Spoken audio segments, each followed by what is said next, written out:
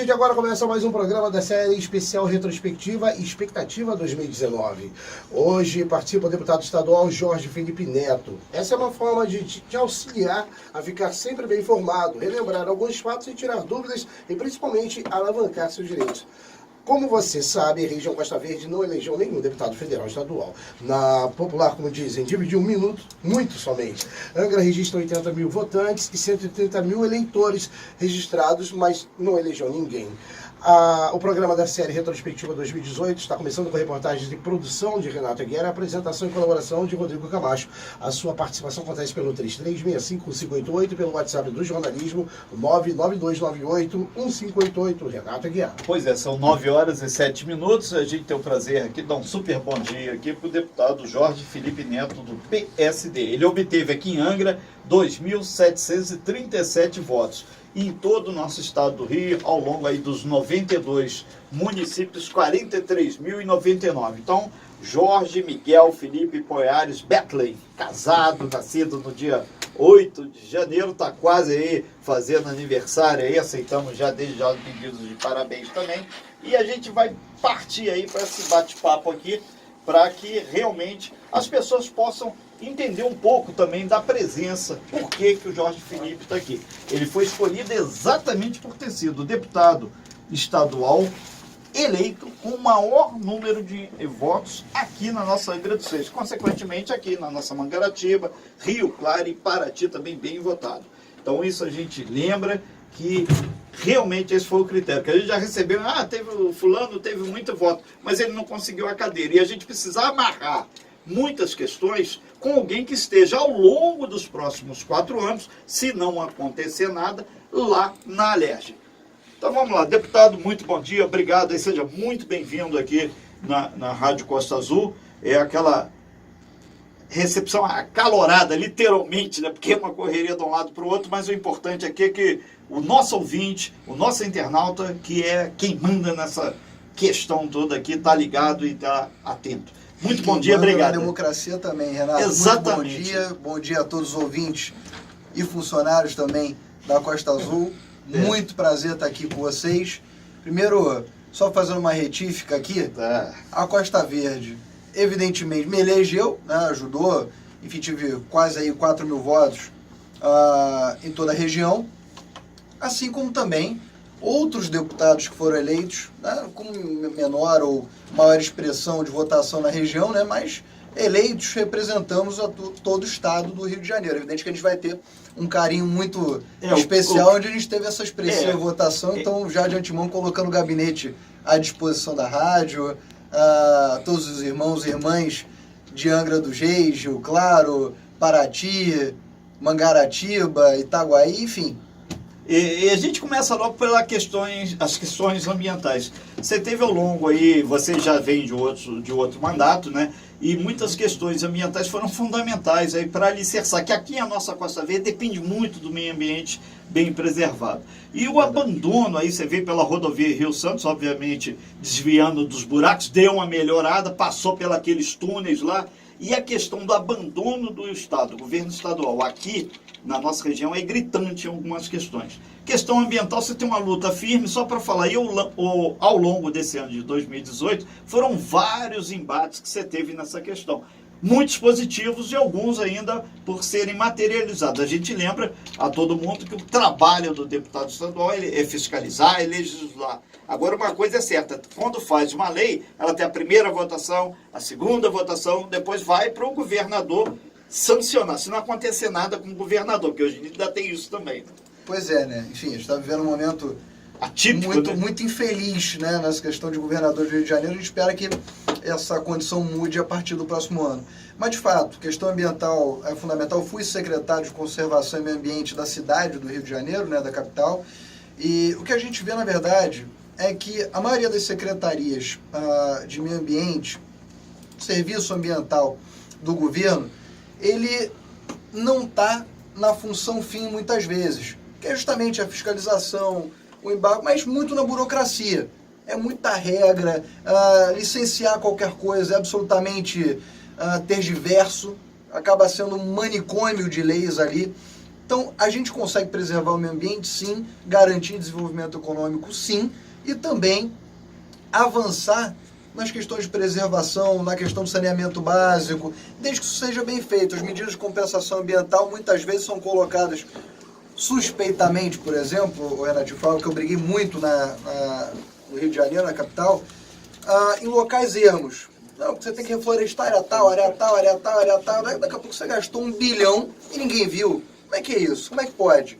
Né? Quem é que vai lá depois contar muda? Depois de 2, 3 anos, se a árvore cresceu mais, cresceu menos, o que é natural, o que não é? Então, tem essas questões que têm que ser desmistificadas. E, assim, o problema real tem que ser atacado. O problema real dos municípios hoje do Rio de Janeiro, aliás, o maior problema disparado ambiental do Rio de Janeiro e para a população também, é o saneamento básico. Sem sombra de dúvida, é isso que a gente tem que atacar daqui para frente, a boa utilização do FECAM, né, que é o Fundo Estadual de Conservação e Meio Ambiente. E nesse sentido a gente tem ao longo desse ano de 2018, você teve um posicionamento claríssimo lá na LERJ, onde é o seu local de trabalho, que era contra a venda ou privatização, alguma coisa desse sentido da SEDAI. E a SEDAI, ou nova SEDAI, ela está com o seu trabalho de, principalmente, tratar do nosso esgoto completamente abandonado há muito tempo. Aqui na região de Angra dos Reis, então, é Constante, Mangaratiba, toda essa região. Olha, eu nunca defendi que a SEDAI fizesse o melhor serviço do universo. Até acho que sim, isso tem que ficar claro para todo mundo. Muito, para ser boa. Né?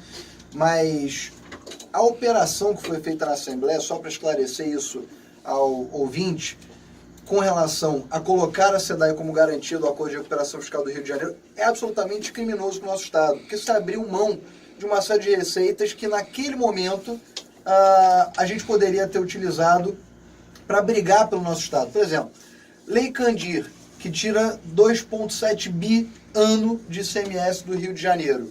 Ora, isso tem que ser discutido.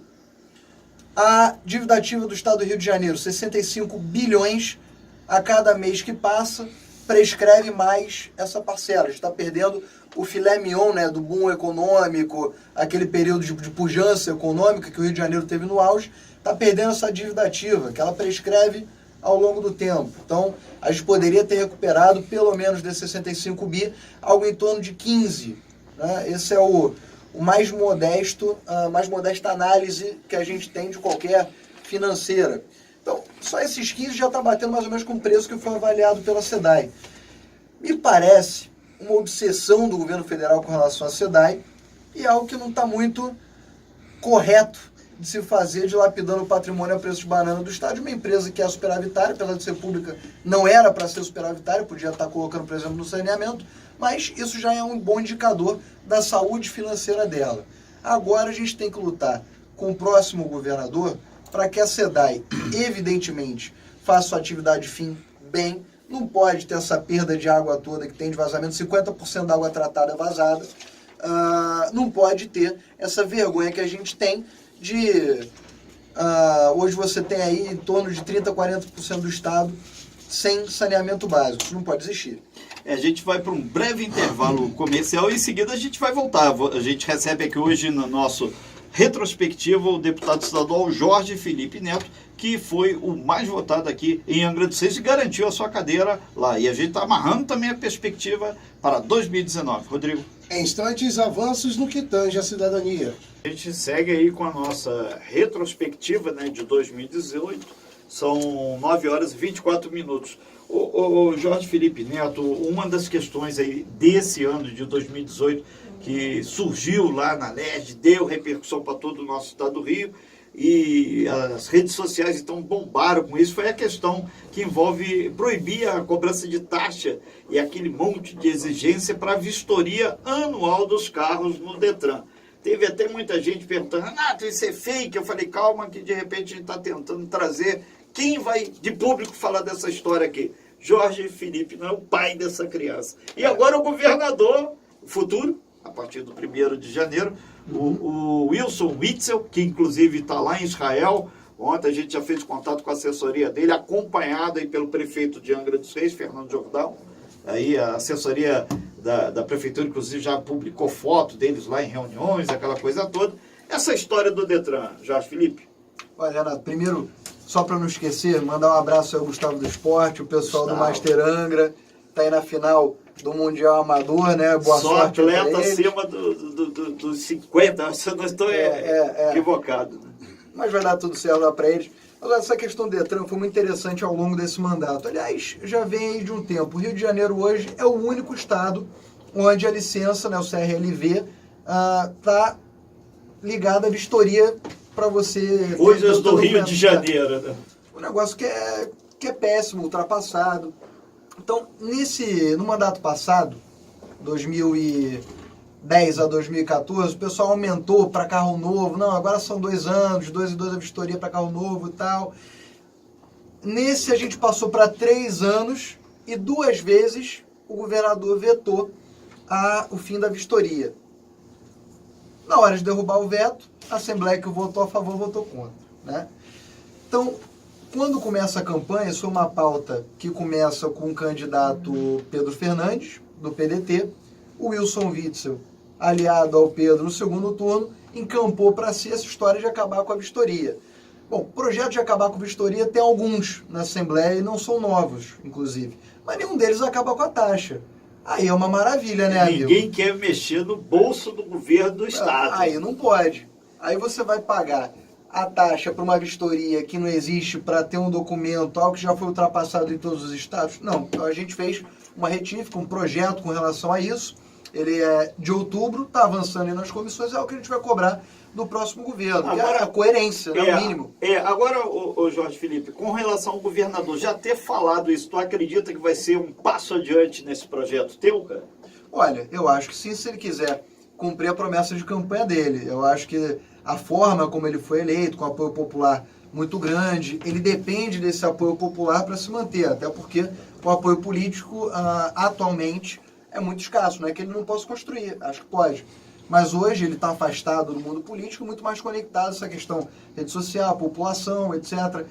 Então, a partir do momento que ele começa a descumprir, perder credibilidade, ele também se esvai do seu maior recurso político, que é o apoio popular, né? Nessa onda de apoio popular.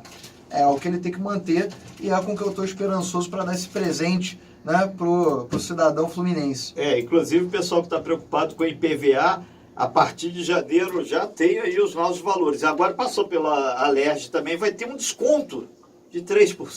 3% para quem pagar. Exatamente. Pagar parcela única. O pessoal falou, 3% só, mas é melhor 3% na altura do campeonato que nada, né?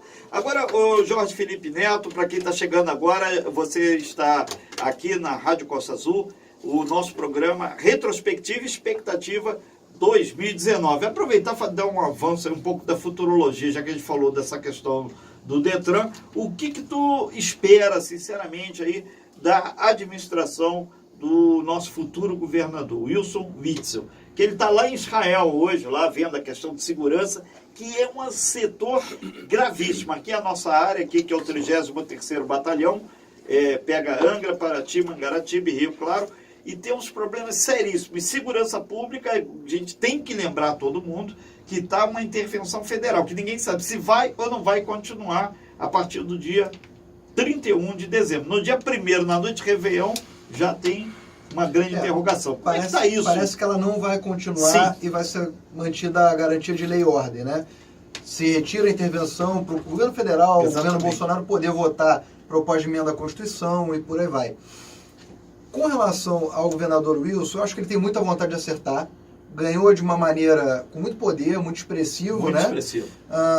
Sem apoio tradicional, nada disso. Então, o gabarita a realizar as reformas necessárias do Estado. Acho que ele vai ter 2 grandes missões. Primeiro, a questão fiscal, é colocar a máquina mais ou menos para funcionar, né? Vai ter que, evidentemente, cortar muita coisa, algo que o governo Pezão não teve a menor capacidade de fazer. Tem muita gordura para cortar no Estado, sim, para conseguir atender a população em atividade fim, na saúde, na educação e principalmente na segurança, que as outras 2 acabam não subsistindo sem a segurança, né? E uma renovação, aliás, a criação de uma política de segurança que até hoje não existiu no Rio de Janeiro. A UPP não foi uma política de segurança, ela foi, no máximo, um teatro, um aspecto meramente de sensação de segurança, que é propriamente uma política de segurança. Eu acho que ele tem muita vontade de acertar nessa área de uma maneira expressiva. Acho que o Rio de Janeiro cansou dessa historinha de esparrela, vamos prender esse daqui, vamos direitos humanos para cá, vamos para lá. Ele ganhou com o discurso, o governador Wilson, de combate ferrenho a essas corporações criminosas que existem. Olha, eu sou de Bangu, na Zona Oeste do Rio. Você vai na Vila Vintém, você vai na Vila Kennedy, na Malé, Barata, Senador Camará, então, ou você vai Fumacê, aqui... Conheço cada palmo daquilo ali. Você vai aqui, agora estão chamando de Complexo do Frade. Tem horror esse negócio de complexo. Que ali já... Mas o fato é o seguinte, eu quero saber como é que se resolve, se não for uma política absolutamente de enfrentamento, 100, 200, 300 homens de fuzil. Se alguém me explicar como é que faz isso com direitos humanos, ou quem é que vai lá prender, que oficial de justiça vai lá oficiar, aí eu até catulo. Mas agora, a questão é a seguinte, o governo federal precisa ajudar sim, isso já extrapolou qualquer capacidade dos estados individualmente tratarem disso, porque elas estão todas interconectadas. O tráfico é o mesmo das Farc, da Família do Norte, do PCC, do CV, do TCP, de sei lá mais o quê. Por aí vai. Então, é uma questão federalizada, é uma questão nacional. E a gente aproveita aí nessa questão da segurança pública e entra também na questão do próprio futuro presidente, Jair Bolsonaro, que ele tem uma posição, até agora, pelo que ele falou, pelas redes sociais ou pelo Twitter, que eu ainda não consegui ouvir da boca dele, a questão da segurança pública de um enfrentamento. Isso, querendo ou não, passa aqui também pela Alerj, onde é que você vai estar aí como deputado estadual lutando. E isso já começa, já tem data que já mandaram, o pessoal da Alerj já mandou credenciamento para a posse do governador lá na Alerj. Então, aqui, a partir do primeiro momento que ele sentou na cadeira lá na Alerj, como já governador, já tem também a questão do Bolsonaro tomando posse lá em Brasília, e já começa essa luta de uma forma mais federalizada da segurança. É isso. O governador vai contar com o meu apoio nessa questão da segurança. Acho que a gente tem que ser intransigente nisso mesmo, não tem o que se falar. A partir do momento em que ele tomou posse e começou esse enfrentamento, não é dar um salvo-conduto para a polícia fazer o que quiser, longe disso. Até porque temos Mas uma Constituição bem profissionalização perfeito. E uma mudança de conceito. Eu vi, assim que ele foi eleito, ele foi fazer uma entrevista onde uma jornalista pegou e definiu, o cara de fuzil não ameaça ninguém. Como assim? Ele está ameaçando todo mundo que está em volta. A tal da lei do abate, né? Foi muito polemizado. Não existe isso em papel nenhum, mas... Mas é evidente que aquilo é uma ameaça ao Estado, é uma ameaça a quem está em volta, é ameaça a todo mundo. O que não faz o menor sentido é você ficar fazendo várias incursões, colocando vários inocentes várias vezes em risco. O ideal é que você faça um sufocamento e que se faça o necessário de uma vez, né? Eu acho que essa é a estratégia que o governador está começando a raciocinar e que o governo federal, inclusive, também, né? Inclusive a ida a Israel, que tem uma tecnologia de ponta no combate a essas questões, e pelo que foi enviado ontem aqui para a gente, eles estão vendo exatamente a aplicação até de drones, o que não é novidade, porque já se usa aqui há 3 anos no estado do Rio de Janeiro. Mas, em suma, é um movimento em prol da paz, em prol de uma segurança maior. A gente vai para um breve intervalo comercial, são 9 horas e 34 minutos. Você está ligadinho aqui na retrospectiva e na expectativa, e hoje a gente recebe aqui o deputado estadual Jorge Felipe Neto, que foi aí o campeão de votos em Angra dos Reis. São 9 horas e 43 minutos, a gente continua com o deputado estadual Jorge Felipe Neto, Renato Aguiar. Pois e a gente está nesse momento aí da nossa retrospectiva, falando com um deputado que foi o mais votado aqui, amarrando já algumas questões aí para o ano de 2019, né? Deputado, um dos pontos aí que também bem regionais, que foi legal aqui, principalmente o pessoal lá de Rio Claro, né? A gente, inclusive, já teve aqui o prazer de receber aqui na nossa retrospectiva o prefeito de Rio Claro essa semana, né? O professor Zé Osmar, e também o seu vice, o Babiton. E eles deixaram claro que tem muita coisa lá para resolver em Rio Claro, é um município pequenininho, muitas vezes até o pessoal confunde Rio Claro lá em São Paulo, não, aqui no Rio mesmo. E isso faz com que realmente eles não tenham um peso grande. Passam pelo sufoco também de eu não ter nenhum cidadão, deputado estadual ou federal da região que vista a bandeira. Mas uma coisa é certa, pelo menos o Corpo de Bombeiros lá para a região já chegou lá na LERJ e você já chancelou isso. Agora é correr atrás para materializar, né? A gente está brigando. Tem que brigar, meu. Aqui a gente só tem grandes governo. brigas. Pra gente entrar só pra brincar, empate, a gente nem entra, amigo. Chegou aos 60 anos, quando chegar tu vai ver o que eu tô falando. Por exemplo, você tem a Rio Santos, todo mundo que usa a Rio Santos sabe que não é uma via bem conservada, não é uma via segura, não tem guarda-reio em vários lugares. Enfim, quando a gente vê essa perspectiva... A RJ 155, que é a única pista, que é estadual, tá horrível também. Exato, se torna necessário você ter um posto avançado ali dos bombeiros, não só para a questão de acidente, o SAMU, utilização dos bombeiros em caso de incêndio, como também para garantir que essa via vai ter uma liberação rápida em caso de qualquer coisa dessas, né? O que não é comum. Hoje, por exemplo, a gente passou por 2 acidentes vindo para cá, choveu um pouquinho, enfim, um cara rodou e tal.